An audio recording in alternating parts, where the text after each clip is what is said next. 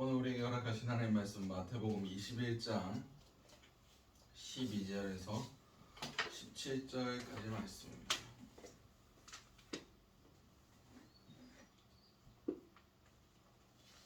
마태복음 21장 12절에서 17절까지 말씀입니다. 제가 가진 성경으로는 신약 34면이 됩니다.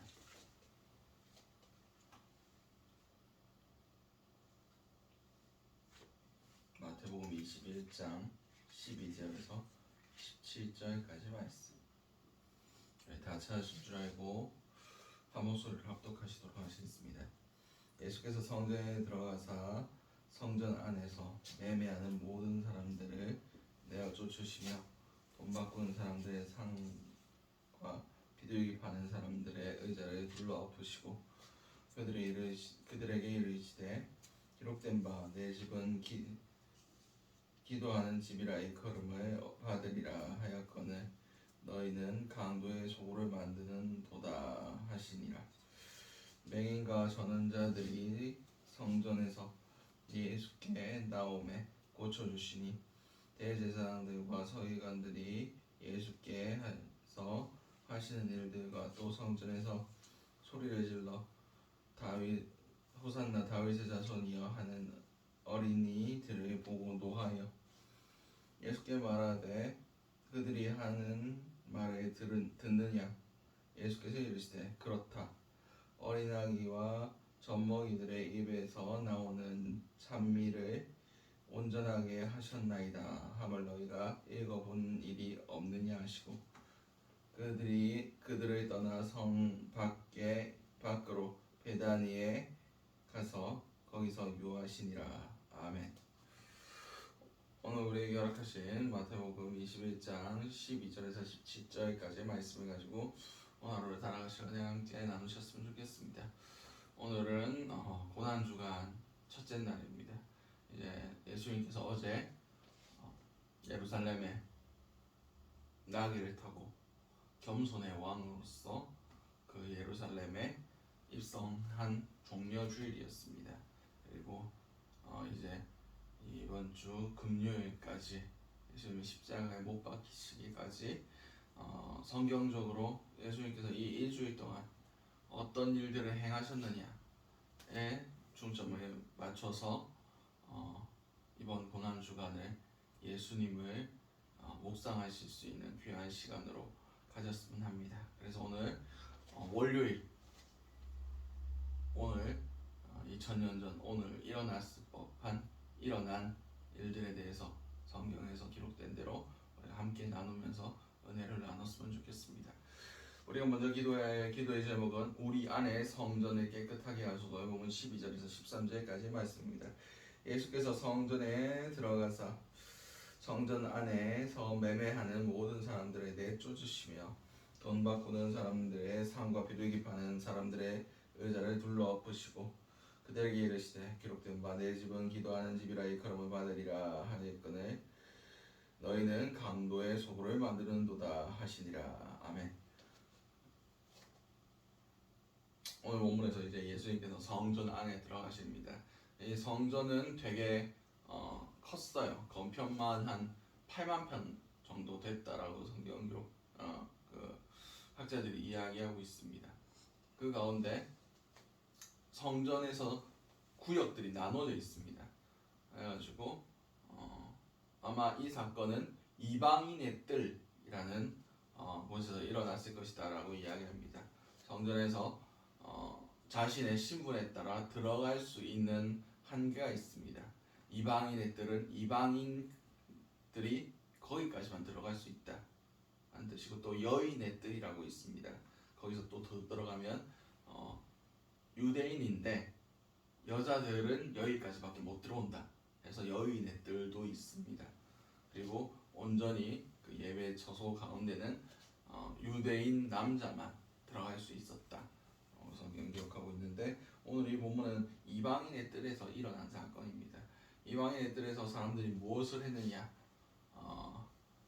온갖 제사에 쓰일 물품들을 거래하고 있었습니다.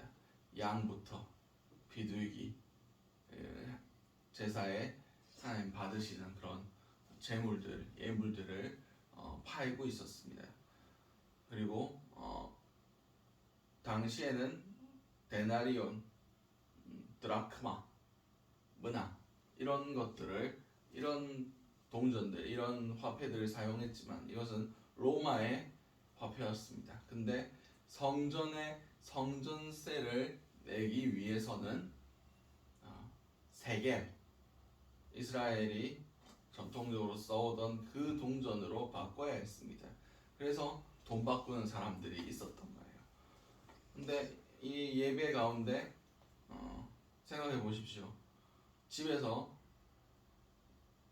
하나님께 예물을 드리기 위해서 양을 데리고 왔다고 생각해 봅시다. 근데 가까이 살면 문제가 없습니다. 베다니에서는 뭐 1시간만 걸어가면 예루살렘 나오니까. 근데 저 제일 밑에 단이나 저 위쪽에 브에세바에 사람이 살았다고 생각해 봅시다.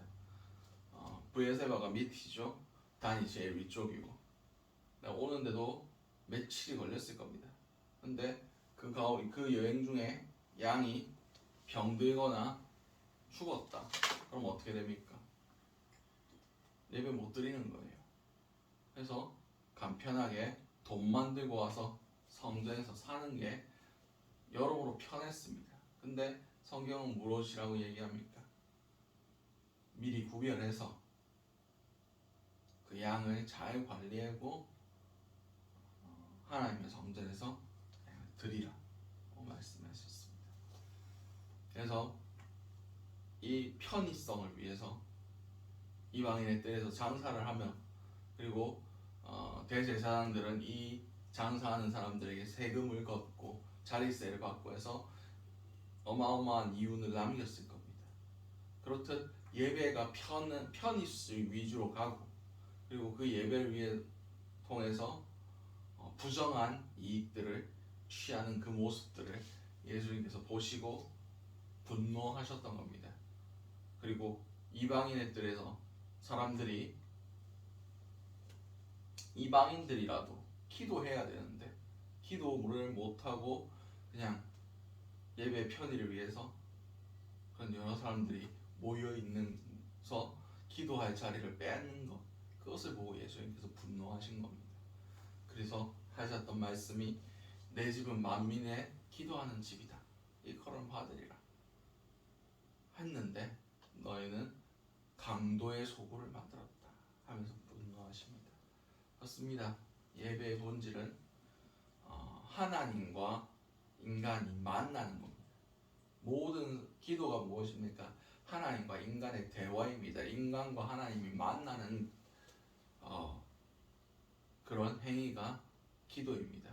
그것이 가장, 인간과 하나님이 만나는 그 역사가 가장 잘 일어나는 곳, 그것이 바로 예배의 처소입니다. 성전이라는 거죠. 오늘날의 교회입니다. 그렇습니다. 결국 교회는 하나님과의 만남이 있어야 됩니다. 예배는 하나님과 만나는 작업입니다. 성전의 본질은 돈을 벌기 위해서도 아니고 그냥 편하게 종교 행위를 하기 위해서 있는 것도 아니고 하나님과 만나기 위해 그것이 존재하는 겁니다. 그리고 우리 안에 주의 성전이 있습니다. 이 당시 예루살렘 성전이 말씀하셨겠지만 너희가 하나님의 성전인 것과 하나님의 성령이 너희 안에 거하시는 것을 너희가 알지 못하느냐 분명히 말씀하셨습니다. 우리 안에 성전이 지금 어떤 모습으로 준비되어 가고 있습니까? 혹시 예수님께서 우리 마음에 찾아오셨을 때 그 성전의 모습들을 보고 오늘 본문의 모습처럼 동일하게 분노하진 않으실까 스스로 점검해 보시기 바랍니다. 내 마음속의 성전은 예수님 모시기에 부족함이 없는가? 예수님과 내가 만나기에 번잡하거나 그렇게 집중을 흐트리는 그런 더러운 환경은 아닌가? 그것을 잘 생각해 보시기 바랍니다. 여러분 통해서 우리 안에 성전이 깨끗하게 되는 귀한 은혜가 있으시기 바랍니다.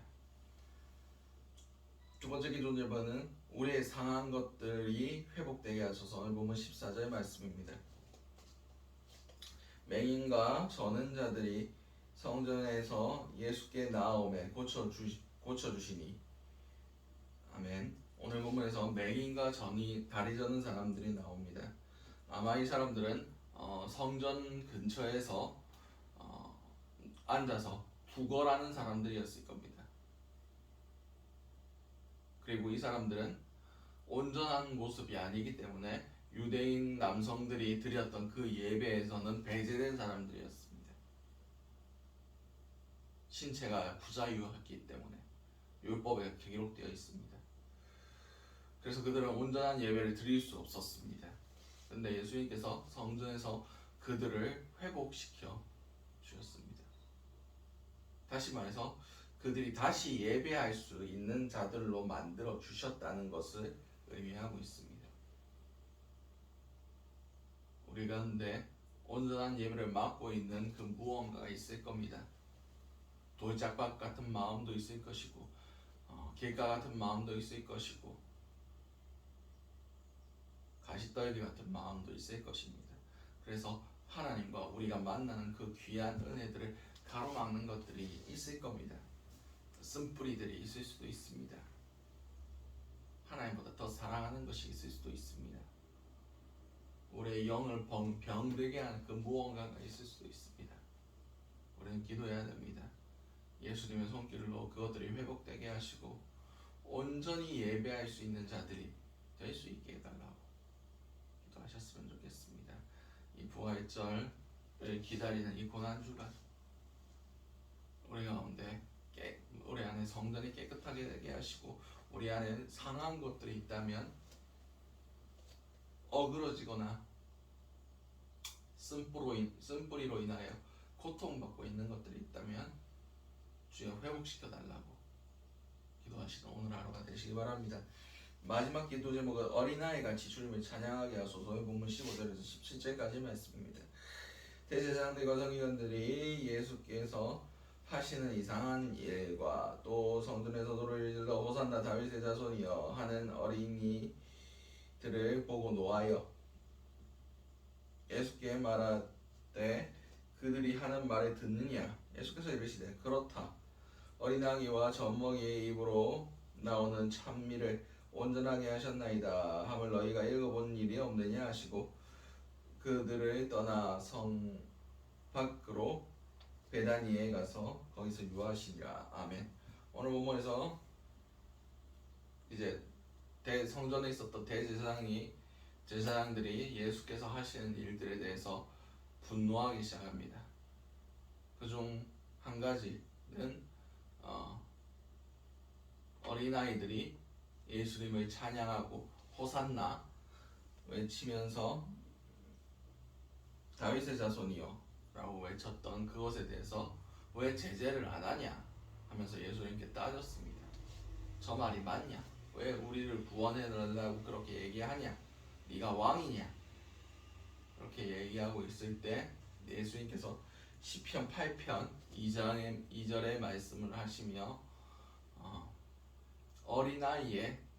어린아이와 젖먹이의 찬양을 온전하게 하셨다. 찬양을 준비시키셨다 라는 뜻입니다. 원어에 가깝게 해석하면 그 글을 읽어본 적이 없느냐라고 말씀하십니다. 그렇습니다.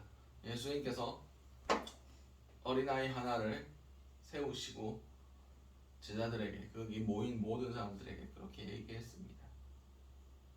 너희 중에 돌이켜서 이 어린아이와 같이 되지 아니하면 결탄 천국에 들어가지 못할 것이다 라고 말씀하셨습니다.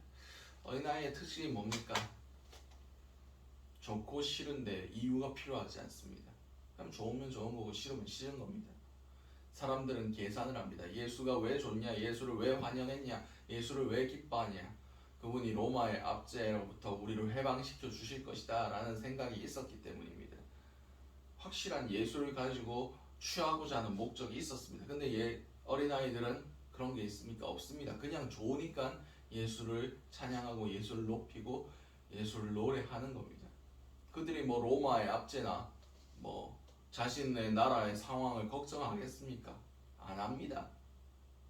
지금이 뭔 상황인지도 모릅니다.